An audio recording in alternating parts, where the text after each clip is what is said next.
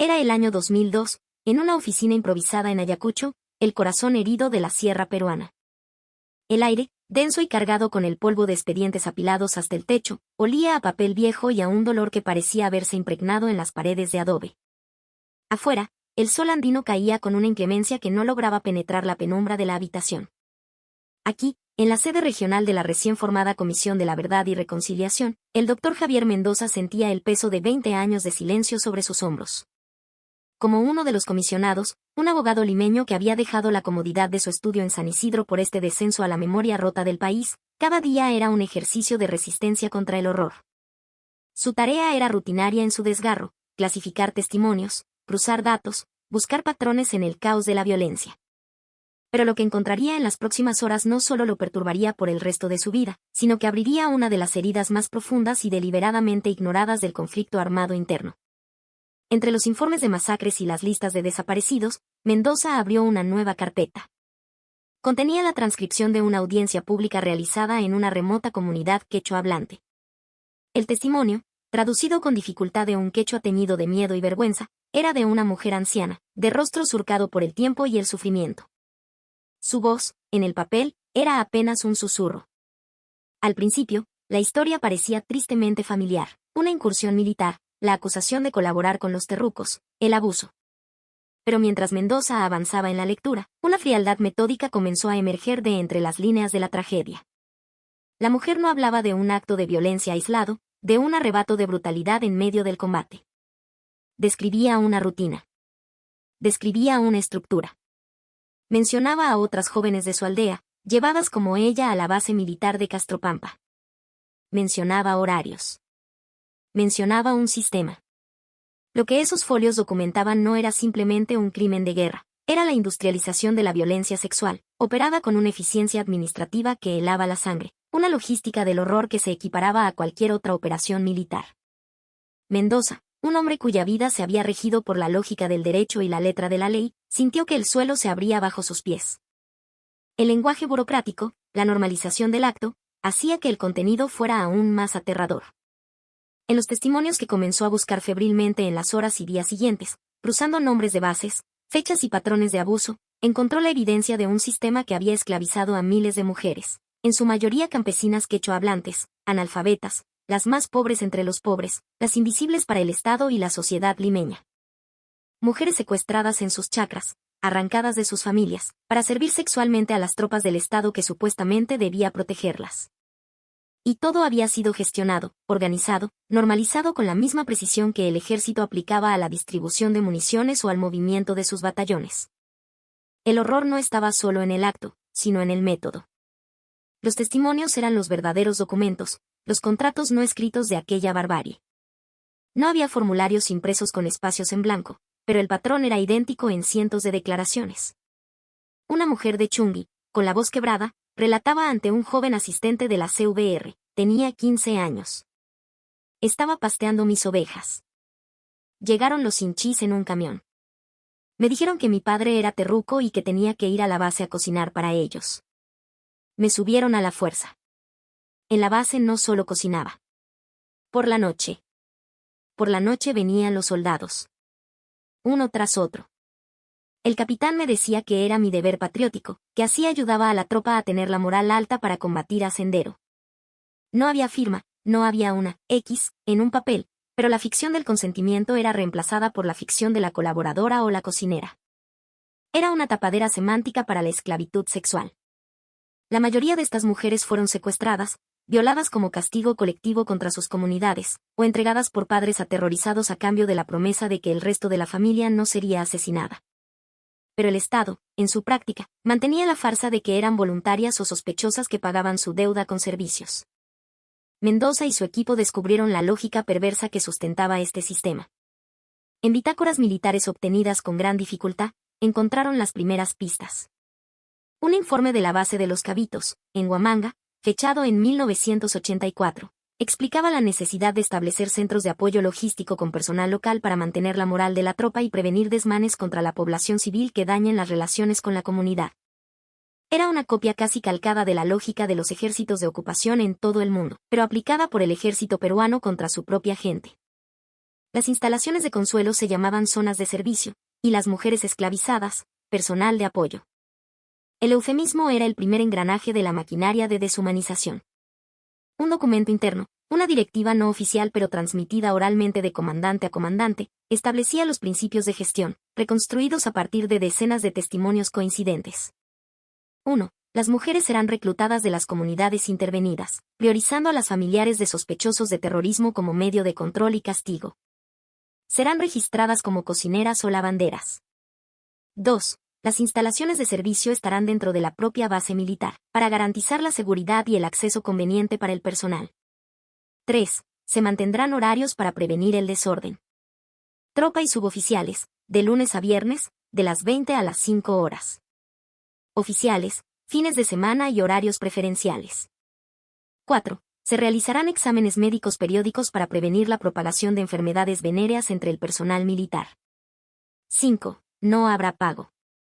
El servicio es considerado parte de su colaboración con las fuerzas del orden o como castigo por sus presuntos vínculos subversivos.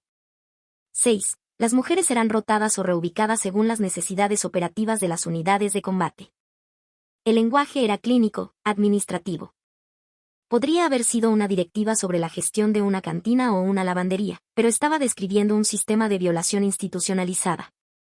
La brutalidad se había convertido en rutina a través de la burocracia.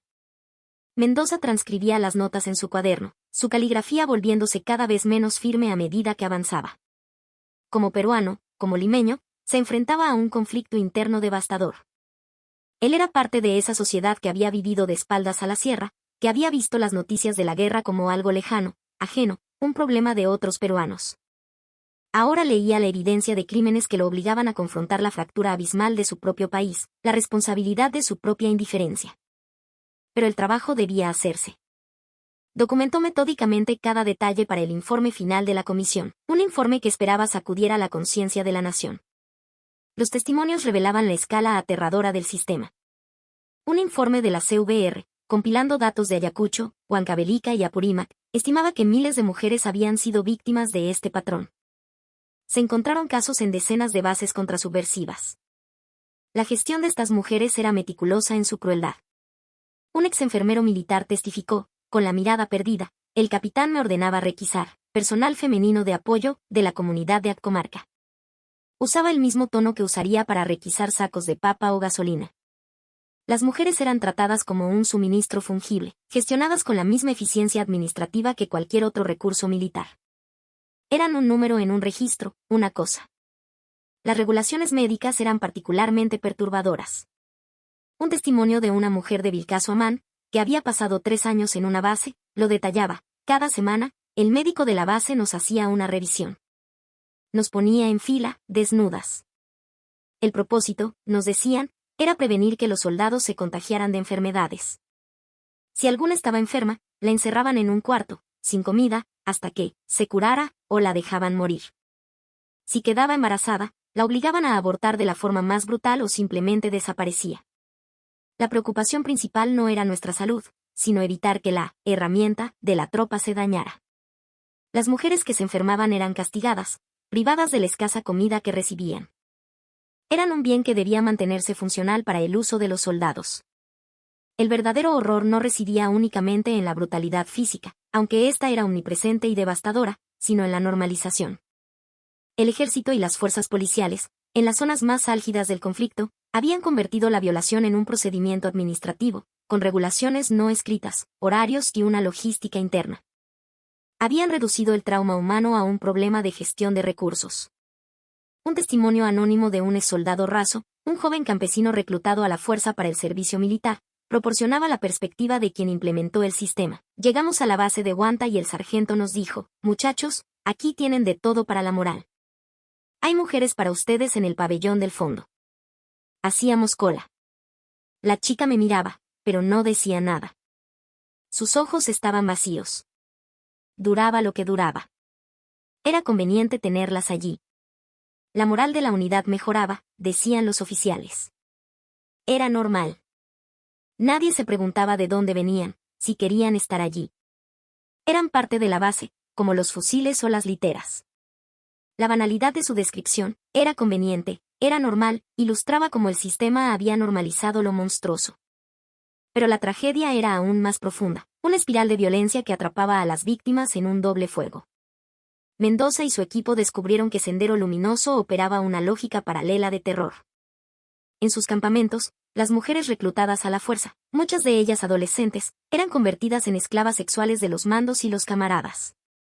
Eran forzadas a casarse con combatientes, a tener hijos para la revolución, a servir como botín de guerra.